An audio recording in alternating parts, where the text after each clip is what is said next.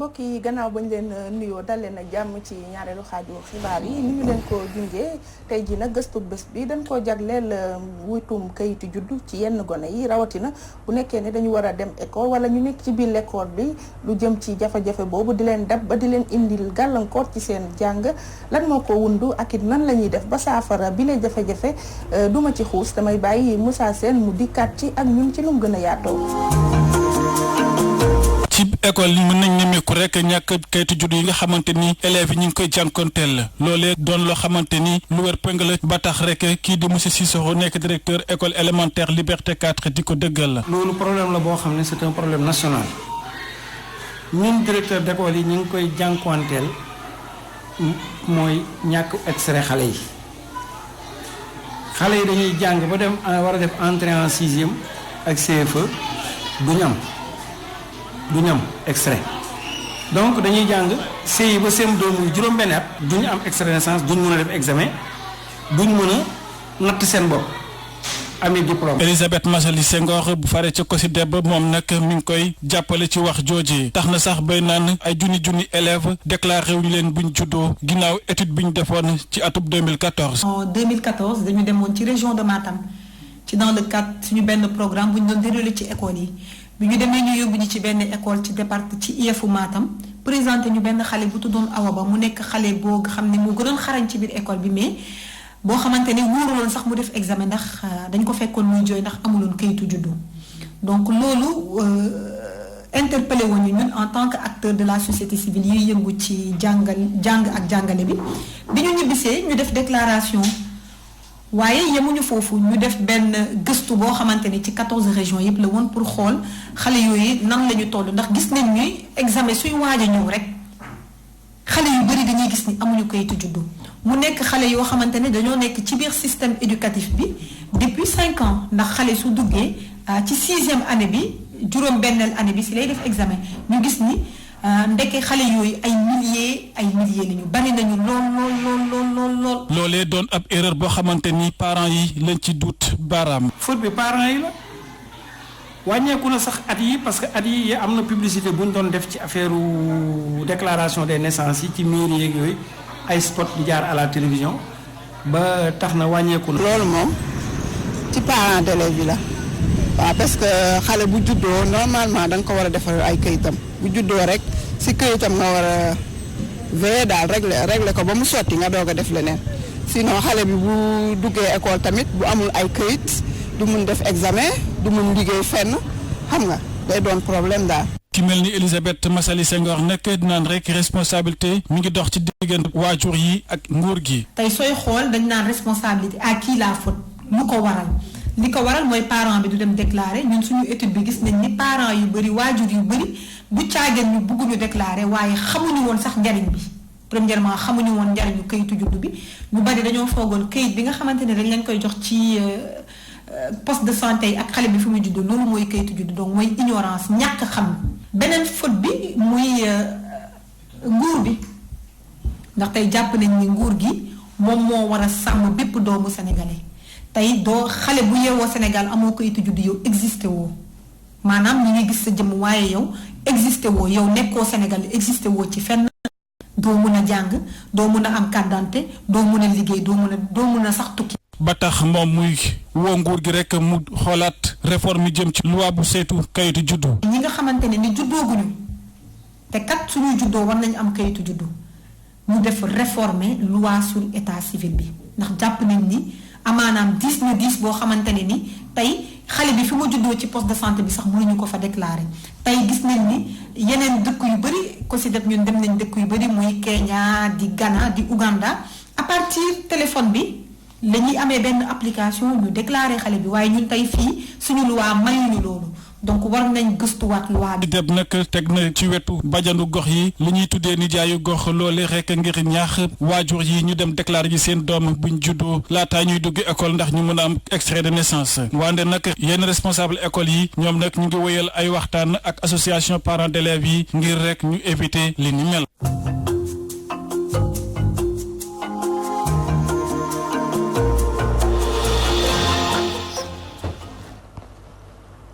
Moussa Sène ñu lay jaajëfal bu baax ni ñu leen ko junjee suñu gan ci ñaareelu xaaju xibaar yi di Thierno moom Bassirou Bocoum nekk jàngalekat professeur en lettres waaye itam di officier d'état civil bokkit ci conseiller nekk ca municipalité bu Thiès sëñ bi Bocoum ñu nuyu la dalal la. waaw maa ngi leen di nuyu téléspectateur Walf TV yëpp di nuyu waa Sénégal di kontaan ci bu baax ci dalal bi nga ñu dalal ci seen studio bi. ñu ñëw léegi daal di teewlu li nga xam ne moom la ñu suñu naataango Moussa Sène gëstul muy wàllum kayitu juddu mu jafe lool ay gone sama laaj bu njëkk mooy lan mooy kayitu juddu. waaw kayitu juddu daal si tënk. mooy def naa.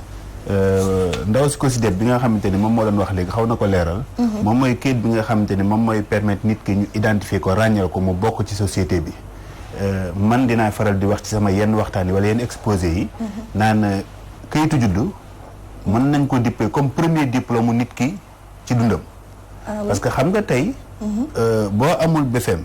ñu ne léeg-léeg nga bëgg a def benn concours ñu ne BFEM moo koy def léeg-léeg nga bëgg a def benn examen wala benn concours ñu ne bac moo koy def. nga war a dugg école ñu ne la wala nga war a wut carte d'identité ñu ne la extrait ngay présenté donc këyit boobu sax mën nañ ko considérer importance capitale comme quoi que moom mooy premier diplôme nit ki. mais ci société bi nañ jàpp rek moom mooy tax ñuy ràññee nit ki identification ci société bi këyitu juddu moo ko indi te loolu parents ñoo war a def déclaration. waaw ngir am këyit yi juddu yan pièce wala nan la ñuy def rek ba mën koo am. waaw am këyitu juddu moom yomb na. ñenn ñi ñu ngi wax naan responsabilité bi état bi wala mairie la. mais jàppal ne mairie yi def nañ effort. fii léegi fépp foo dem ci Sénégal ay centre secondaire existé na. centre secondaire boo gisee mooy am na centre principal mais wut nañ yeneen centre yoo xamante ne dañ koy samp ci gox-goxaat yi pour mu gën a jege askan wi ñu faciliter la yombalal askan wi déclaration xale yi. mais li ci mënta am mooy il faut que nit ñi xam ne responsabilité première bi muy ci parents yi. waajur bi moom moo war a déclarer doomam te loolu nag bu ñu créer conditions yi mu ñëw. këyit bi ñu koy jox ci hôpital bi wane ne xale bi judd na. bu ñëwee présenté wu ci officier d'état civil bi officier d'état civil bi day recevoir la déclaration te loolu yomb na trop. bu ñu ñëwee. yomb na ci ni nga ko waxee waaye nag am na ñoo xam ne dañu naan wutum kayitu judd ak yu ni mel ci maire yi dafay laaj nag nga daal di yokk ci sa poos joxe. waaw te loolu day jafe ñenn ñi. waaw xam nga li ñuy wax naan dafa jafe da ngay fay loolu xëy na ñàkk comprendre la rek. waaye kayitu judd moom déclaré. balaa ñuy wax kayitu judd parce que kayitu judd bi beneen mbir la déclaré bi beneen anam la. nga ñëw ne damay déclarer sama doom ñu bind ko ci registre bi. foofu moom doo fay dara. la déclaration elle est gratuite mën nga ñëw présenté wu ne sama doom judd na nga présenté kayit yi ñu dugal ko ci registre bi ñu jox la volet 1 bi nga dem. léegi nag ci ginnaaw si bu fekkee da ngaa soxla bulletin de naissance wala extrait de naissance bi nga xamante ni loolu moom mu ngi dépendre ci mairie bi nga bokk. am na benn taxe boo xamante ni conseil municipal bi moo koy délibéré mooy wax ñeent fukk la juróom benn fukk la wala juróom-ñett fukk 400 francs de toutes les façons Sénégal fii ci lu ñu seetlu. timbre yi moom mu ngi varié diggante 200 francs ba 400 francs te loolu nag wax dëgg yàlla nañ waxante dëgg suñu biir warul doon obstacle boo xamante ni waajur wi war na mën a wax ne am kayitu juddu dafa cher. kii loxoom jotul ginnaawam mën na doon. waaw xam nga kii loxo Sénégal nag yàlla defal nañu sutura boo xamante ni. lu mu gàtt xale bu juddoo dinañ ko ngénte. te buñ koy ngénte waajur wa di nga gis mu toilette solo. mais dinañ woote ab póot nekk ci xew ya di nangam mais dépense boobu yëpp ak li ñu demoon marché dem feneen nduggi wax dëgg yàlla bu ñu jëloon 5 minutes dem ci état civil ba déclarer seen doom mën nañ ko def continuer wax te déclaration bi aussi du jël temps boo ñëwee def déclaration même bu fekkee ne joxalaguñ la kayit bi mën nga dem ba ëllëg nga ñëw retirer sa kayit. nañu travailler daal ci sensibilisation parents aussi xam ne responsabilité am kayit wax dëgg yàlla am na solo goo xamante ni. te dina jàppale xale bi jàppale goo xamante ni lu ci avenir am lu bari la. nga may ma tuuti ma ñëw ci tuuti xale yi nga xam ne ñu ngi jàng école te amuñu këyit. waaw loolu. c'était benn politique gu état bi la woon pour faciliter l'accès à l'école. que xale yëpp nañu fexee dugg école même bu ñu amul këyit. mais nit ki mënoo def examen te amul këyit. te bu ñu defee ñu dem ba CM2 encore amuñu këyit en 1986 en 2015. ministre de l'éducation nationale Serigne Mbaye Thiam. bind benn arrêté autorisé élèves yi amul kayit yëpp ñu def examen. man en personne ñëw na Thiès ci benn CRD de rentrée. ma ne ko monsieur le ministre askan yëpp rafetlu nañ ko parce que xale yi def nañ examen mais loin de régler le problème vous l'avez déplacé. parce que xale yi aussi bu ñu jógee CM2 am day ñëw 6e 4 ans après bu ñuy def examen bi ñuy def BFEM le problème va ressurgir donc je crois que quand même il faut que ñu jéem a waxtaan ak parents yi corser le un peu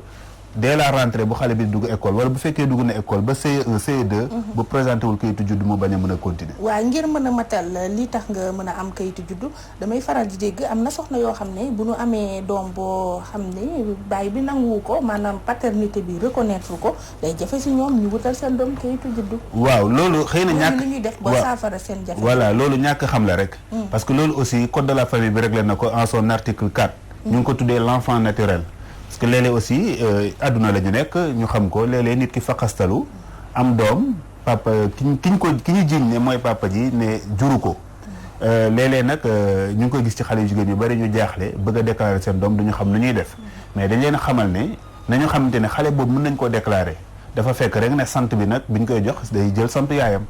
parce que nag comme que gisuñu baayam xale bi yaay ji mën na ñëw déclarer ko ñu jox ko sant yaayam adduna it dafay dox léeg-léeg sax nga gis 2 ans après 3 ans après papa ji revenir ñëwaat xel mi ñëwaat wala doom ji ñëw niru ko copie conforme ñu ñëw ànd ak indi kayit bi ñu reconnaître la paternité et c'est loolu aussi tribunal d'instance moo koy jox kayit rek bu ñëwee rek ñun ñu mettre à jour suñuy registre kon xale mën na judd ñu déclaré ko ci turu yaayam bu dem ba ca kanam baayam reconnaître ko ñu changé waat turam mën nañ bañ a changer tur sant bi moo ci am solo ñu dugal ci sant baay bi et souligner ko nag ci mention marginale di ngeen gis ci extrait de naissance yi am ci suuf fu ñu bind mention marginale souvent ci suufu extrait bay nekk wala ci ginnaaw loolu yëpp ñu leeral ko pourquoi lan moo indi changement bi waaw mais mel na ni dafa jafe-jafe wutum kayitu juddu tamit day laal ménage yi nga xam ne certificat de mariage amu ci ndax sénégalais dafa mel ni du ñëpp ñoom ñooy takk sëy si jàkka wala ci église jóge fa dem mairie ngir am fa kayit. waaw xam nga certificat de mariage moom ñu ngi koy dégg souvent ci mbedd meeg ci rajo yi am na jigéen ñoo xam ne dañuy wax seen i jëkkër ñoo ko ragal wala ñoom ñooy hésiter pour wut ko parce que boo amee certificat de mariage divorce bi day yomb wala bu ñu demee tribunal day compliqué affaire yooyu certificat de mariage du lenn lu dul carte d'identité sëy bi jàkka yi sax léegi bu njëkk ba jamonoy ñoom maam daaw ñu la jox attestation de mariage dañ daan takk sëy bi takk ko ci kër wala takk ko ci jàkk ñu jóg dem mais léegi ñu jëm ko moderniser ba ci biir jàkka ji sax dañ lay jox attestation de mariage mais attestation de mariage même boo defarul certificat de mariage bis bu problème amee juge bi mën na sukkandiku ci loolu defar certificat de mariage c'est tranché ci mariage bi kon daal nit ñi nañu xam ne certificat de mariage du këyitu xeexukaay du lu extraordinaire aussi nañ ko jël def ko parce que aussi sëy bi foo mu am identification te certificat de mariage bi moom mooy kayit bi koy mandarga. bu dee couple boo xam ne amuñu certificat de mariage ndax doom bu ci juddu dina mën a am kayitu juddu ci nu mu gën a yombee. waaw non booy déclarer sa doom laaj ñu la certificat de mariage. dañ la laaj sa carte d'identité ak sa carte d'identité soxna. loolu lañ la laaj kon du problème certificat de mariage. xëy na nag léeg-léeg bu fekkee même le papa ji nekku fii bu ñu jawar yaay ji bu présenter certificat de mariage dina yombal déclaration bi mais la déclaration d'un enfant ne dépend pas de certificat de mariage parce que xale sax mën na juddu te sans te bañ a nekk ci lien de mariage bu boobaa aussi même le père qui reconnaît day ñëw déclarer ko donc ce n'est pas assujetti de la présentation d'un certificat de mariage. léegi parents yi ci joxoñ baaraamu tuuma nguur gi nag ban part de responsabilité la ci nguur di am. waaw non nguur gi moom wax dëgg yàlla mënuñu wax ne responsabilité parce que bu ñuy wax nguur gi aussi ñun mairie la ñu nekk démembrement état yoo xamante ne aussi ñun ñooy yëngu ci mbirum état civil je crois que état civil personnel la ak les officiers d'état civil bu personnel bi recevoir les demandes rek ñu traité ko mu yoon du compliqué mieux wax naa ko sànq mairie pratiquement presque mairie Sénégal yëpp léegi am nañ ay centre secondaire boo ko déggee mooy am na ñoo xamante ne mairie bi sori na leen pour ñu jug dem mën nañoo tayal wala di hésiter ñu wutal leen ay centres yoo xamante ne moom moo leen di jege pour ñu def loolu dans certains villages am na dans les ex-communautés rurales dañ doon soññ chef de village ba utal ko ce qu'on appelle le cahier de village qui est prévu par le code benn cahier de village boo xam ne chef de village bi mën na recevoir déclaration yi bu paree mu dem transmettre ko à l'état civil de la commune kon nag effort ñu ngi koy def mais il faut que population yi ñoom itam jug parce que boo juree sa doom wax dëgg yàlla tabaski jot nga jug jënd yére Korité jot nga jug jënd yére wax dëgg yàlla wut sa benn déplacement téeméer passe dem pour déclarer ko warta mën a compliqué te loolu aussi il faut que ñu sensibiliser les populations. waaw loolu leer na dañu la fiy téye ba tey ci suñu ñaareelu xaaju xibaar yi rawatina ci mi-journée monsieur Bocoum ñëw nag ci xew-xew bi mu di la am ca Louga ñu bëri yëg nañ mbiru Khadim Gueye di jàngalekatu daara boobu nga xam ne dañ ko teg yoxo gannaaw bi ñu gisee ne ay xoqatal ak i métital amoon na ci daaraam boobule tey ji nag ñu ko doon àtte fële ci tribunal bu Louga sax ci sànq si suñuy xibaar suñu naataango Omar Kayre yëgal nañu ne lu jëm ci àtte bi maanaam dogal bi dàq nañ ko ba ñeenti fan ci weeru décembre bi nga xam ne moom la ñu dëgmal lu ko jiitu nag Omar Kayre dem na ca Njaañ dëkk ba nga xam ne fa la lépp xewee dundin ak nekkinu ki nga xam ne moo di Khadim Gueye dañ ciy gën a am ay leeral gannaaw bi ñu defalee li jëm ci xew-xewu bés bi ñu teewlu ko. fale ci bët Saalumu Njaañ nekk ci ginnaaw dëkk bi daara ji moom ba léegi seen xel jigul ci Cheikhouna Gueye nekk kilifa gi moom jàngalekatu alxuraan bi nga xam ne yoon mi ngi ko teg loxo gannaaw coow li jugoon ci xare yooyu ñu jéngoon kii di Serigne Baye Diagne di jàngalekatu alxuraan di ñu xamal ne nit ku baax la te ubbeeku. waaw Serigne bi daanaka man moo ma gën moom wóor na ma moo ma gën it ci liggéey bi maanaam wóor na ma ne liggéey bi moo ma ko dàq la. moom ko dàq lim ci defit duma ko ci dab man jëwriñ la ci man nga xam ne ku ñu rafet njort la daara ju am résultat la ñii fi nekk di ay mag nga xam ne fi lañ jànge ba wëlbati ko di fi jàngalewaat xam naa ci ñaari ñoo xam ne kenn ku nekk bi nga taawloo sëriñ bi nga ko tuddee te loolu doo ko defal ko soxal si dut ci moom. moom mii li mu xamle waat moo di Khadim Gueye mii du nitu coow waral mu ne dafa am jaaxle bi mu déggee ci réew mi ñenn ñi di teg ci derem bi yenn yoo xamante ni jàpp na ni dara rafetu ci. xëy na ku xamul dara alxuraan yow yaay ñaaw njort ci moom waaye ñi ko dund xam ko ku ci jur doom boo noppee fa nga ko yóbbuwaat. dëgg la lii am lu waa tere na ko waaye dañuy faral di wax ne maanaam jamono ju nekk soo xoolee daara yi di jëng. ñàkk moyen moo leen ko def. ñëwoon nag seet si taalibe yi gannaaw bi coow li jógee ñoxo Baye Diouf di ki ñu dénk wàllum promotion des droits ak lu jëm ci kaaraange tuut tànk yi nee na mbetteel la am ci coono bi nga xam ne kilifaay daara bi ñoo ngi koy daj ngir xale yi mën a jàng ci anam yu mucc ayib. donc ñoom am na ay soxla yoo xam ne wax nañ ko nañ ci bàyyi xel daara bi anam yi ko fekk déjà nekk na ay anam yu set yu sell dëgg yàlla ni ñu ko fekkee xale yi aussi ni ñuy jànge ànd ak dal ak xam-xam. moo tax dañu gën a encouragé ci côté bi te jàpp ne xëy na li xew erreur la woon donc ñoom reconnaître nañ ne xëy na war nañ mën a changé ci façon boobu nga xam ne tey noonu la ñuy jàngale xale yi. askanu Njaañ jaare ci visitu ñoxo Baye Diouf bi ci seen dëkk bi génnandoo ñoom ñëpp di ñaan ñu daal di bàyyi ki nga xam ne moo di Cheikhouna Gueye te ci dëkk bi ñu koy woowee Khadim. Oumar Kayre Louga Walfadjri.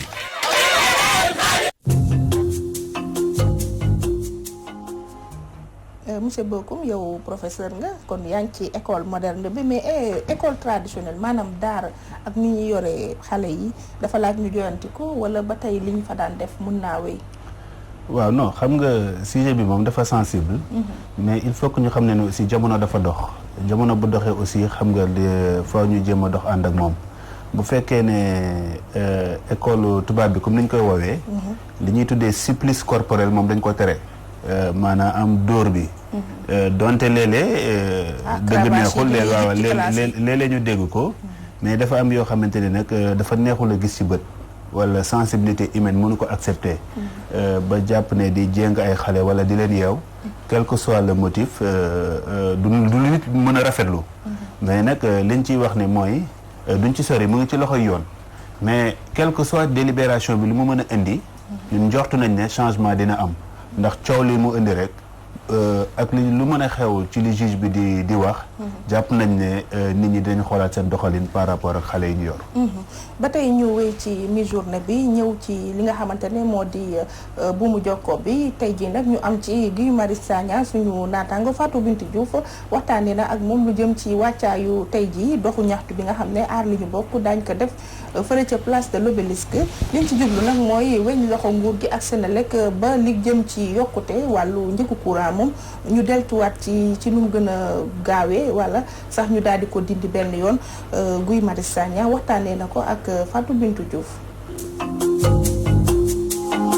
seen rubrique Appel du jour dana dalal Guy Marius Sagna nekk nouveau coordinateur bu plateforme bi di aar lu ñu bokk monsieur Sagna maa ngi laa nuyu. soxna si maa ngi lay fay. tey aar lu ñu bokk day wàcc ci mbedd bi ngir rek ñaawlu yokkute ba ñu nemmeeku daal sax ba ñu ne ci ndorteelu weeru janvier dinañ ko yokk mu jëm ci wàllub électricité tey am ngeen yaakaar ni askan wi dinañ leen fekk si seenub mbébét. dama bëgg a leeral ne doonte bokk naa aar li ñu bokk mobilisation bi ñu woote tey àllarba bu 3 heures jotee ci place de l'Obélisque du aar li ñu bokk moo ko woote juróomi mbootaay ñoo ko woote mbootaay yooyu mooy gilet rouge mbootaay yooyu mooy Sénégal notre priorité mbootaay yooyu mooy force démocratique du Sénégal forum social sénégalais ak ñu ko bëgg des valeurs ak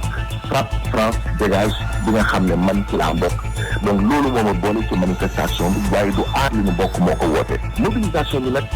li ko waral du jàmm ay la comme ay am na jàpp nañ ne képp kuy doomu Sénégal ay bi nga xam ne moom moo nar a am bu ci kenn ñëwul itam ñun ñii nga xam ne jàpp nañ ne ay googu dina daanu suñuy loos ñun dinañ dem ci manifestation bi ndaxte nag yokk courant bi suñu facture yi yokk ba pare lépp li nga xam ne pour ñu defar ko faw nga jëfandikoo li nga xam ne moom mooy courant loolu tamit dina yokk ça veut dire que ñun kat dinañ gën a am jafe-jafe ñun déjà ñu ngi bëgg a dee dañoo dañoo tàyyi njëgu luwaas bi dafay yokk dafa jéggi dayoo cher ciment bi dafay yokk dafa jéggi dayoo lépp yokk jéggi dayoo ñu ngi waaj a dee ëllëg ñu jàppale ñu wàññi suñuy coono ñu ñëw encore yokk courant bi dañu xam ne bu ñu yokkee courant bi yeneen dina yokk loolu mooy fu mu nekk nii dañoo dammoon dañoo tàyyi woon waaye dañoo dee dinañ dee ñii dañ ñu bëgg a rek loolu nag moo tax ñu ne bépp citoyen sénégalais képp kuy saa réew képp kuy saa Sénégal dañu jóg ñëw boo ñëwee xamal ne li la war nga def boo ñëwulee itam ne xamal ne yaa ngi seetaan li nga xam ne mooy raam te nar a daanu sa kaw moo tax ñu jàpp ne citoyen sénégalais yi képp kuy saa réew képp kuy saa Sénégal na nga ñëw ci manifestation bi tey bu 3 heures jotee ci place de l'Obélisque ndaxte boo toogee seetaan yeneen yokk ñu ngi ñëw te nag mënuñu nangu ñun mu am ñenn ñoo xam ne golo di bëy baabun di dundee léegi téeméeru baabun yoo xam kii moom suñu alal di ko sàcc di ko pasar di tong réew mi ñu naan 29 milliards 6 000 milliards 94 milliards ba pare ñu ne ñun ñoo war a fay seen yëfu saay-saay yooyu duñ ko aw nga jëfandikoo courant donc courant bu yokkee lépp li nga xam ne courant lañ koy defaree lépp li nga xam ne ngir defar ko da nga soxla courant loolu tamit foog mu yokk loolu xel yépp ñoo ko war a nangu moo tax ñii bu ñuy naan dina am ñoo xam ne du ñu dund yokkute courant bi ñooñu li ñuy wax du dëgg li ñuy wax dafa safaanoo ak li am ñun ñëpp dinañ ko dund donc yeneen yokkute ñun ñuy xaar moo tax yokkute courant bi dañoo war a rànk tëdd ci suuf ñaareel bi mooy luwaas bi yokk na ciment bi yokk na yeneen ak yeneen yokk na courant bi nit ñi yëgal ne dinañ ko yokk lii nar a am mooy bu ñu toogee seetaan dinañ yokkaat yeneen te ñun kat dañoo sonn dañoo tàyyi.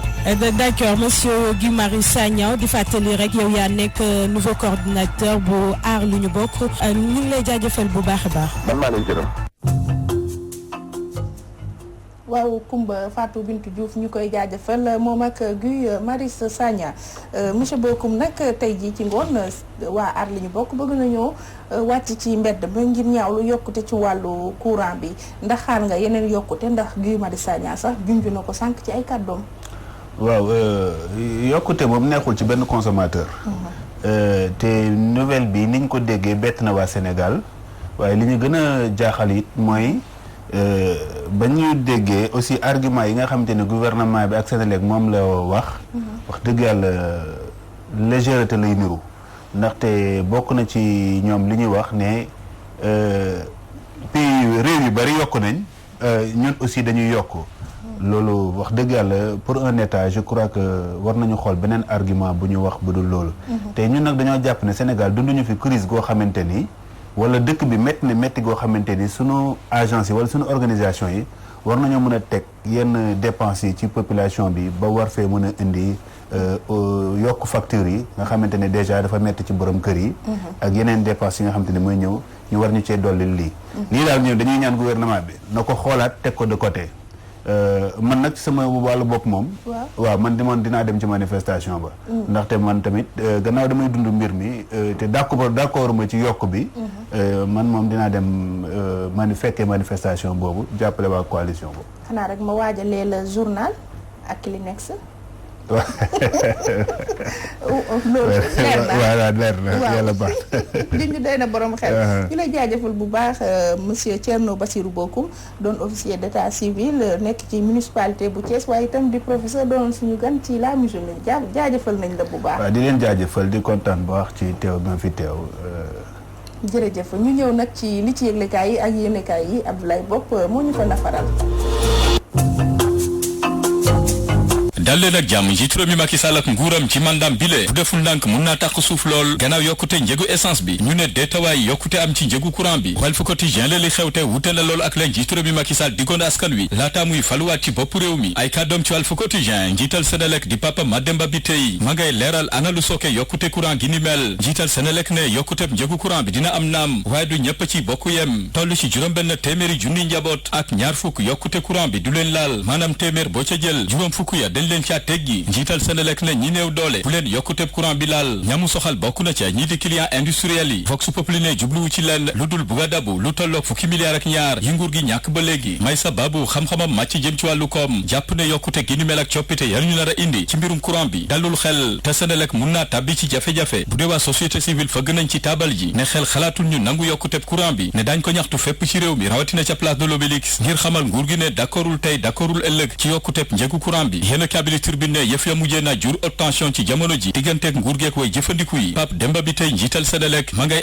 àddu ci li tax yokkute bi am ne bokk na ca la ko waral nguur gi def cee bëgg a dabbu lu toll ci fukki milliards ak ñaar waa ar lu ñu bokk ci réew mi quotidien ne bëgguñoo dégg yokkum courant ci mim réew ne daañu taxaw jàmmarloog nguuruk Macky Sall réew mi quotidien di ñu fàttali la njiitu réew meek nguuram jotoon a digg askan wi laataa ñuy faluwaat ci atum 2019 gi ñu ne yéen cabinet élection googule weesu na waaye li des ci nguuruk Macky Sall bu ñu deful ndànk mun naa tar lool ci ndoddu askan wi gannaaw fu réew mi toll ci wàllu koom-koom te nguur gi bëgg a suqali ay keesam bokk na ci projet yu bari faf nañu tàggatembe ci jamono ji ndax ñàkkum koppar lu demee ni PSE PUDC Promoville ba ci Prodac ak yeneen ci biir yéene kabili l'évidence Pape Demba Bitèye njiital Senelec jot naa leeralal askan wi ana fan la nguur gi sukkandiku ba yokku njëgu courant bi njiital Senelec leeral Pape Demba Bitèye ne ñii di góorgóorlu yi maanaam ñi néew doole bu leen yokkuteb courant bi laal di ay client domestique maanaam téeméer boo ca jël juróom fukk ya kenn boolewu leen ci njëgu yokkuteb courant bi Senelec ne ñañu waxal bokk na ci ay client industriel ñoom la dogal gi soxal Pape Demba Bitèye ci biir yéene cabinet la soxal nguur gi ne fileeg 2025 askan wi yépp am courant yéene cabinet le quotidien ne yokkuteb njëgu courant bi tàmbale naa jur ñàkk a déggoo ci diggante askan wi ak nguur gi njiital Senelec ne la ñuy soxla ci koppar ngir mun ko dabbu toll na ci fukki milliards ak ñaar waa ar lu ñu bokk ne yox-yox yi jeex na tey jii ci àllarba ji la ñu fas yéene amal tendeefa lu ñaxtu ca place de l'Obélisque ngir mettitlu ak ñaawlu yokkuteb courant bi ar lu ñu bokk ne ñoo lànk ne du fi amee li am ci dossier Bougazelli ma ñu tuumaal mbirum faux billet maanaam xaalis bu bon yéene cabinet Walf Quotidien xëy dikkaat ci assemblée nationale ak député ba woon di Bougazelli Seydina Fall ma ñu tuumaal mbirum faux billet maanaam xaalis gu bon Mamadou Lamine Diallo njiital mouvement tekki am ci taxaw seetlu ne dossier gi ni mel gàcceel na assemblée nationale Bougazelli sagalul benn yoon député yi maanaam def leen a gàcceel yéene cabinet l'exclusif ne am nañu am gàcce lool ci doxalinu nguuruk Macky Sall ci jamono ji te moo ne de doon nañu jege lool njiitu réew mi Macky Sall bokk ci APR bokk ci coalition Benno Bokk Yaakaar l'exclusif ne am na ci ay cadre yu tàmbalee fippu ne yaakaar bu tas la ñu gis ci nguuruk Macky Sall bile Las Badiane di kenn ci APR jàpp ne Sénégal ci waxtu wile dëkk bi dafa metti torop xamal njiitu réew mi Macky Sall ne fayonaar bi xoromam maanaam fàtte na ña ko faloon Las Badiane ne ana fast track bi nguur gi diggee woon tey ñu ngi ci sànni track ndax booba léegi coppite gi war amagul yokkute gi war ci réewum Sénégal amagul ci nguuruk Macky Sall góorgóorlu yi gën di lot askan wi jaaxle lool bu ñu sukkandiko ci Las Badiane bu APR Gallo Dia bokk ci bureau politique parti socialiste jot na cee addu ne njiitu réew mi Macky Sall warta xalaat warta sóoraale troisième mandat ndax nguuram jeex na ba noppi yéene kabidi Sud Quotidien ci mbirum Petro-Tim ak enquête gañ ca doon amal doyen des juges jot na caa déglu ñam ca waroon a déglu moom juge Samba Sall moo ca des ngir jël matuwaaya ca war bu ñu sukkandiko ci professeur Iba Bari bu université Cheikh Anta Diop bu Ndakaaru yéene kabidi las ne lu aju ci mbirum Khadim Gueye di sëriñu daara gañu tuumaal ne chaine la jël jëng ay taalibeem tax yoon teg ko loxo ba tey ba di koy waaja atte Serigne Mountakha Mbacké di xalif général des Mourides ay kàddoom ci laas ne dafa am fu mu leen di nekk ne bu ñu atte ba noppi dina ci amal taxaw seetlu maanaam dina ci joxe xalaatam waaye Serigne Khadim Gueye saay bu ko yoon daane su boobaa xalif général des Mourides moom Serigne Mountakha Mbacké ne dina diisoo dina woolu kilifa diine yi yi ngir ñu mun cee jël matuwaay 24 heures ne mangoog Serigne Mountakha Mbacké xalif général des Mourides dankafuna ci dossier Serigne Khadim Gueye mile ma ñu teg loxo ca Njaañ gannaaw buñ ko tuumaalee ne dafa jeng yenn ci ay taalibeem tax yoon war ko àtte dollu waral tey xalif général des Mourides ne ma ngay nëg ngir xool la cay tàbbi ëllëg maanaam dogal ga cay tukkee su boobaa dina mun a leeralal askan wi ci lu bari rawatina feegoog ay kilifa diine waxtaan ak ñoom yéene kaa bi di Dakar Times xëy di ñu yeggee rapport Human Rights Watch gannaaw bu mu amalee gëstu bu yaatu ci nekkinu taalibe yi ci Sénégal lañ ca gis bokk na ci ñenn ci sëriñu daara yi dañuy metti talak di fagagal ak di bundu xataal seen taalibe yéene kaa bi di critique xëy delloo njukkal Colette Senghor doonoon soxna ndem si yàlla Léopold Sédar Senghor yéene kaa bi di ñu fàttali ne moom dem si yàlla Colette Senghor doonoon soxna gu màndu woon ci lu bari yéene kaa bi ne dina jafe lool Sénégal amaat première dame gu mel ni moom Colette Senghor ëllëg ak jàmm ci alxamis gi lañ koy jébal boromam ca cimetière catholique yu Bel Air ci wetu borom këram di président ba woon Léopold Sédar Senghor yéene kaa bi di sàdne lu jëm ci Ligue des champions ak juróomeelu bëccëg bi nar naa tàng jër ci ñaari match yi le te nar am ci diggante Barça ak Dortmund ba ko ñaareel di Liverpool bu Sadio Mané ak Naples match la goo xamante ne lu ne mun na caa xew waaye li xew ci lamb ji moom la yéene kaa bi di Les Échos xëy di ñu gëstul bari na ay mbër yu amatul